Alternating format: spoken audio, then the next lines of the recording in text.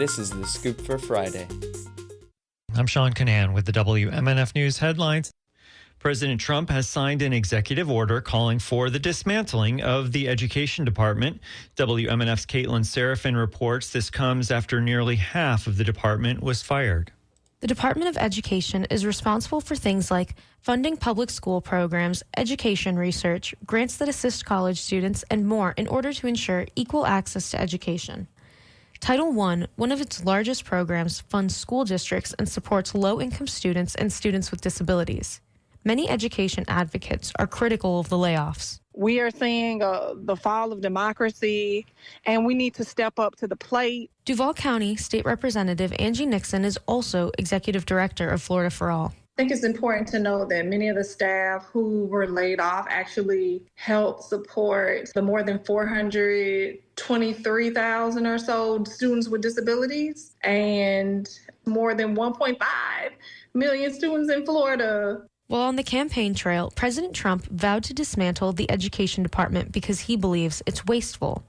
Carol Burris, the Executive Director of Network for Public Education, opposes dismantling the department. It's just a terrible idea. First of all, 65% of Americans of all political parties oppose the elimination of the departments.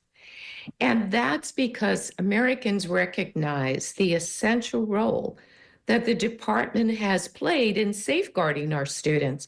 Burris says the executive order cannot entirely shut down the department. It would also require the support from both chambers of Congress. For WMNF News, I'm Caitlin Serafin. Say it loud, say it clear. Immigrants are welcome here. Say it loud, say it clear. A discussion between Florida Governor Ron DeSantis and the nation's border czar yesterday attracted about 200 protesters to New College in Sarasota. President Trump's controversial immigration policies were the focus of the conversation.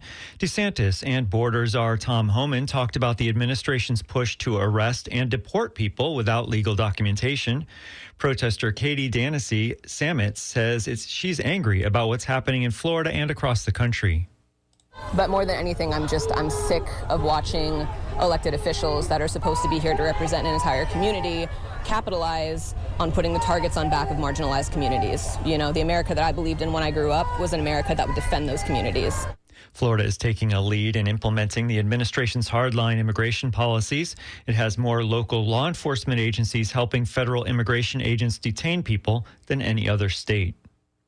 About 70 postal workers and labor organizers rallied in Tampa yesterday amid threats to privatize the United States Postal Service. WMNF's Josh Holton reports it was part of the American Postal Workers Union National Day of Action. Last month, President Donald Trump said he may put the U.S. Postal Service under the control of the Commerce Department. In effect, that would be an executive branch takeover of the post office. According to a letter that Postmaster General Louis DeJoy sent to Congress on Monday, he is working with the Department of Government Efficiency to help in cutting costs and reforming the agency. Nathan Castro is vice president of the American Postal Workers Union in Tampa. The post office is now looking at possible privatizing the post office, which is the public's post office. Tampa APWU President Don Barron emphasized that the post office is part of Article 1, Section 8 of the U.S. Constitution. You have a president who's trying to override the Constitution and appoint Howard Lutnick for the Department of Commerce to take over the post office and fire the Board of Governors, which is only by congressional means can that happen. The reason it's important for the public to know about what they're trying to do and line their own pockets with Elon and Trump is because people don't realize they're going to raise prices between 30 and 140% to make it profitable. And there's a lot of people in America that can't afford the post office at that point who really rely on it. The National Association of Letter Carriers is hosting local rallies nationwide Sunday. For WMNF News, I'm Josh Holton in Tampa. It'll be mostly sunny and breezy today with highs near 70. Tonight, clear and cool. Overnight lows in the high 40s. Tomorrow, mostly sunny and warm. Highs in the mid 70s. I'm Sean Canan with the WMNF News headlines.